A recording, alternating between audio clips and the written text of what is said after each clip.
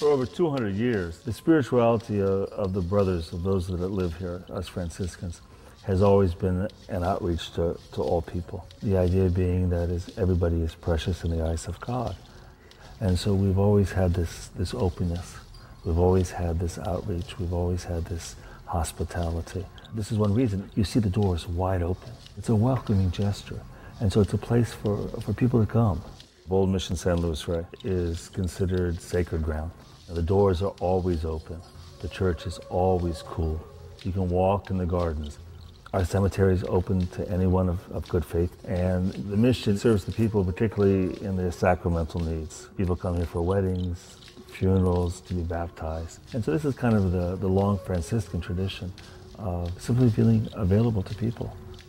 And so I and all the people, the staff, the gardeners, everybody here are in a long line of people going back over 200 years that have worked to protect this mission, to serve it, to take care of it.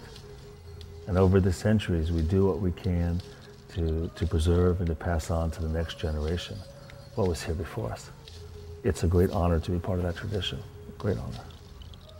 And this is why it's so important that the church is open. This is why it's so important that the church be saved. It would just be inconceivable to have the North County with a closed mission.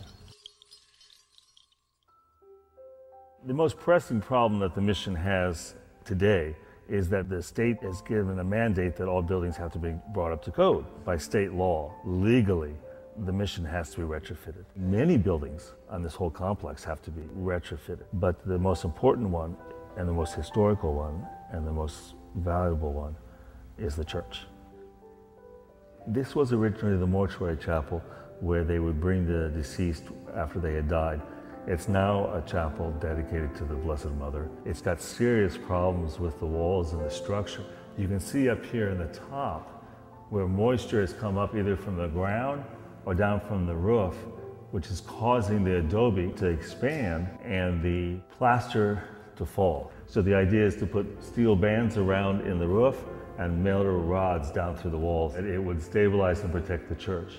In 2003, there was a major earthquake in San Miguel, and it was so intense that it seriously damaged the church, where it was just very unsafe to go in. And so the church was actually chained off by a fence and locked for a number of years. So the point of the retrofitting is to make the place safe. This is really just adobe. This is dirt blocks stacked on top of each other. And so of course, in a major earthquake, it would crumble immediately.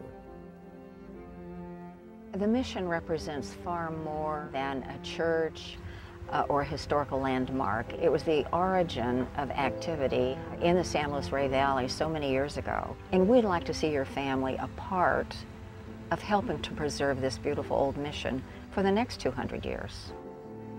The mission is independent from the Diocese of San Diego, so we don't receive any subsidy from the Roman Catholic Church. We don't receive any state funds. The money we get from the gift shop, from the retreat house, from our little museum, helps keep the place open, helps us meet our bills. But to retrofit a major building like this is just really beyond the financial means of the 6 brothers that are here. We actually have some grants from foundations and particularly a grant from the National Park Service that is a matching grant. And if this is not matched and the work is not completed by the end of next year, 2012, we will lose that grant to retrofit the church because otherwise it closes. Where we are currently is that we need to raise about 45% more to get to the goal. If you would take a look at February, that's when we want to start construction. We have had a good response to our campaign. People have given generously. We need more people to do that in order to be successful. This is one of the most beautiful architectural wonders in California. And these doors may be closing if we don't get this retrofit underway. We're already halfway through our campaign. So whether you can give a small amount or a large amount, whatever you give in the name of your family, we hope you'll speak up now, because tomorrow could be too late. We're planning to raise our funds through individuals giving a long-term pledge, which would be 3 to 5 years, corporations to help partner with us, and of course special events. What we need to save this mission is people helping us out with contributions. And I know they're going to do that because they too want to save the mission, San Luis Rey. You can say technically that the Franciscan friars own this 56 acres. In a legal sense, this is true. But in the reality, it's owned by the people. And the Franciscans who work here are really trustees. And our job is to try to keep it open, keep it accessible. I mean, the building's huge, but in some ways, because of its size and its history, it's very fragile. God normally works through ordinary people like you and I. And so through people's generosity, through people's help, through people's support, it will become a reality. And I know this will happen.